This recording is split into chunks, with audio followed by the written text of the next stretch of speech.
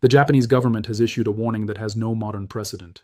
Following the M7.7 earthquake that struck the Pacific coast yesterday, triggering tsunami warnings across multiple prefectures and coastal regions, and sending hundreds of thousands of people fleeing to higher ground, Japan's Cabinet Office has formally communicated to the public that a significantly more powerful earthquake may strike within days. Not weeks, not months, days. That statement, coming not from an independent researcher, not from a social media account, but from the official government body responsible for Japan's national disaster planning, reflects something that Japanese authorities do not do lightly. Japan is the most seismically experienced nation on Earth. Its institutions are built around measured, evidence-based public communication. When they issue a warning of this nature, they are not speculating. They are communicating what the data is telling them. And the data right now is telling them that yesterday's M7.7 was not the main event. I'm going to walk you through exactly what happened, what the government warning is based on, and what a more powerful earthquake striking this region within days would mean for Japan, and for the connected tectonic systems that extend across the entire Pacific Basin. Let's get into it. Let me walk you through the M7.7 event itself, because the details of this specific earthquake are not incidental. They are the reason the government warning exists. The earthquake struck at a shallow depth along the plate interface where the Pacific plate subducts, beneath the North American plate along Japan's eastern margin. Shallow interface earthquakes are the most dangerous category of subduction zone events. They produce the most intense surface shaking, the most efficient tsunami generation, and the broadest stress transfer to adjacent fault segments. The rupture propagated along a section of the plate boundary that sits immediately south of the area that ruptured in the 2011 Tōhoku M9.1 disaster. This is not a coincidence of geography. This is the segment that seismologists specifically flagged in the years following 2011 as having received positive Coulomb stress loading from the main rupture, the segment that was pushed closer to its own failure threshold by the 2011 event and has been accumulating additional strain every year since. The shaking duration was significant, over 90 seconds of continuous strong motion across the affected prefectures.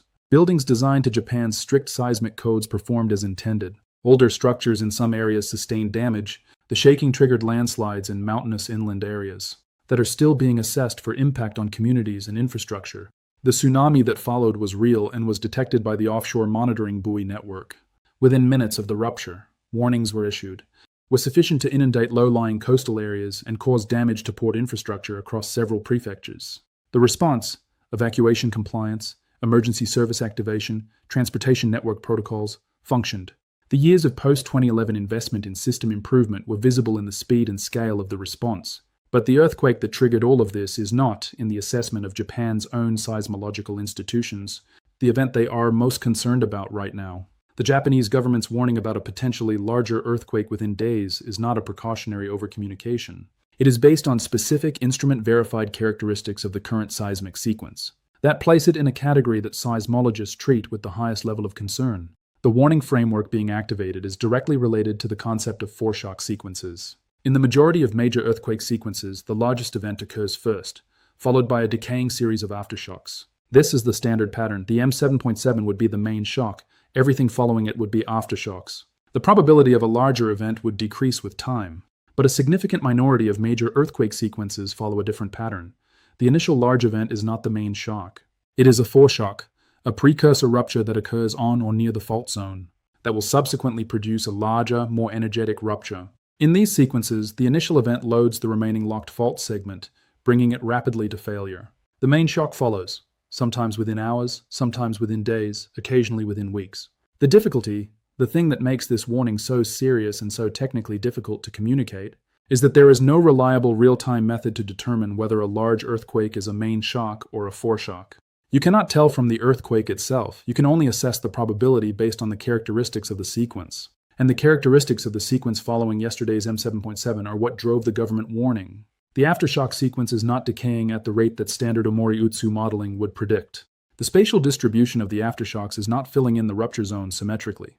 It is migrating in a direction consistent with stress loading on an unruptured adjacent segment, and GPS measurements of surface deformation in the hours following the main shock are showing ongoing ground movement, above what would be expected from post-seismic relaxation alone, suggesting continued slip or fluid movement in the fault zone. These three characteristics, anomalous aftershock decay rate, directed spatial migration, and anomalous post-seismic deformation, are precisely the indicators that seismologists use to assess elevated probability of a subsequent larger event. They are not individually conclusive. Together, in this configuration, they are serious enough that Japan's government determined the public needed to be told. Let me be specific about what the government warning means in practical terms. Because a more powerful earthquake covers an enormous range of scenarios, and understanding that range matters. The fault segment adjacent to yesterday's rupture, the segment that the aftershock migration pattern is pointing toward, is capable of producing events in the magnitude 8 to 8.5 range based on its mapped length and historical behavior. And M7.7 on this segment would represent a fundamentally different event from yesterday's M7.7 in every measurable dimension. On the energy scale, a magnitude 8.5 releases approximately 125 times more energy than a magnitude 7.7. The shaking duration would extend from 90 seconds to 3 minutes or more. The area of damaging shaking would expand dramatically, reaching further inland, affecting a broader section of coastline, and stressing infrastructure that yesterday's event left intact. The offshore buoy network and the coastal tide gauge array would detect it within minutes. But the warning time available to coastal communities, already compressed by the proximity of the fault to the coast, would be tested at a scale that yesterday's event did not fully probe. And here is the detail that Japan's emergency managers are focused on right now. Rather than manage purely within the institutional response framework, they need people to stay alert, stay prepared, not return to normal routine, because normal routine assumes the sequence is over. The sequence may not be over. The stress transfer between these two systems is not simple or direct, but it is real. And the addition of a potential M8 to M8.5 event on the Pacific boundary, if the government warning scenario materializes, the Nankai Trough Probability Assessment, already at a level that Japan's Cabinet Office describes as unprecedented for any single hazard in a developed nation, would represent a stress input to the broader Japanese tectonic system that seismologists will be incorporating into their Nankai probability models. Japan's Earthquake Research Committee convenes formally following significant seismic events to assess connected fault system implications. That process is already underway following yesterday's M7.7. If a subsequent larger event occurs, the committee reconvenes with updated parameters. Will be updated with every new data point this sequence produces. The Nankai scenario projects 323,000 fatalities in the maximum considered event. Economic damage exceeding $1 trillion, the disruption of the Tokai industrial corridor for months to years. Tsunami arrival times of 3 to 5 minutes at some coastal communities. These numbers were produced before yesterday's earthquake.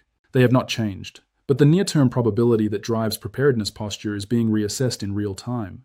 The Japanese government's response to this sequence is operating simultaneously at multiple levels, and understanding what those levels are doing tells you a great deal about how seriously the institutional scientific community is taking the government warning. At the national level, the Cabinet Office Disaster Management Division has elevated its operational status. Senior officials are in continuous session. The self-defense forces have pre-positioned additional assets in the affected region. The Nuclear Regulatory Authority has confirmed that all nuclear facilities in the region are in secure status following yesterday's event, and is maintaining enhanced monitoring protocols given the warning of a potential subsequent event. At the scientific level, the Japan Meteorological Agency's Earthquake Monitoring Center is running continuous assessment of the aftershock sequence. Every significant event in the sequence is being analyzed for its implications for the subsequent rupture probability. The agency has committed to issuing updated public communications as the sequence develops, a significant operational commitment that reflects the priority level of this situation. The Earthquake Research Committee, which under normal circumstances convenes on a scheduled basis, has been called into emergency session. Its assessment, when published, will directly inform the government's communication posture and the operational decisions of prefectural emergency management agencies. At the prefectural and municipal level, the evacuation orders from yesterday's event have not been fully lifted in the areas assessed as highest risk. Residents in some coastal communities are being advised to remain in evacuation centers or at elevation rather than returning to low-lying homes. This decision, keeping people displaced, accepting the economic and logistical cost of extended evacuation, reflects a genuine institutional assessment that the risk of a subsequent event justifies that cost. That is not a trivial decision. The seismological community's public communication in the hours since yesterday's earthquake has been careful and precise, as it always is in Japan. But read closely, the language tells you what the instruments are showing. The Japan Meteorological Agency's official statements have explicitly declined to characterize the M7.7 as the main shock of this sequence. That is a deliberate and significant choice of language. In standard earthquake communication, the largest event to date is referred to as the main shock. When the agency declines to use that term, when it explicitly leaves open the characterization of the M7.7 as a potential foreshock, it is communicating something specific. It is saying the data does not allow them to rule out a larger subsequent event. And when the data does not allow you to rule it out, you tell the public. Independent seismologists at Japanese universities have been more direct in their media appearances. Researchers from Tokyo University's Earthquake Research Institute and from Kyoto University's Disaster Prevention Research Institute have used language describing the current probability of a subsequent M8 class event as elevated above background levels by a factor that warrants serious public attention. In Japanese scientific communication culture, that is about as direct as it gets. These are not alarmists. These are career seismologists who have spent decades studying this fault system and who choose their public words with extraordinary care. When they say elevated above background by a factor that warrants serious public attention, they mean it. Here is what I want you to take from this. The Japanese government has issued a warning with no modern precedent that a more powerful earthquake may strike within days of a major event that already triggered a tsunami and a nationwide emergency response. That warning is based on specific instrument-verified characteristics of the current aftershock sequence that are inconsistent with a standard main shock decay pattern. The scenario they are warning about, an M8 to M8.5 on the adjacent unruptured fault segment, would be significantly more energetic than yesterday's event. It would hit a region already in post-disaster response mode. It would generate a larger tsunami, and it would add a major new stress input to a plate boundary system that includes the Nankai Trough, Japan's greatest single seismic threat. The government warning may prove to have been precautionary. The sequence may decay without a subsequent major event. That would be the most probable outcome based on historical base rates for foreshock sequences. But Japan's institutions do not issue warnings of this nature without cause. And the cause in this case is data that, in the assessment of the people who understand this fault system best, cannot be dismissed. I will be tracking the aftershock sequence data, the JMA updates, and the Earthquake Research Committee assessment in real time. If the sequence produces a subsequent significant event, or if the data shifts in either direction, you will see the update here immediately. Subscribe and turn on notifications, because the Japanese government just told its own people this is not over. And they know this fault better than anyone.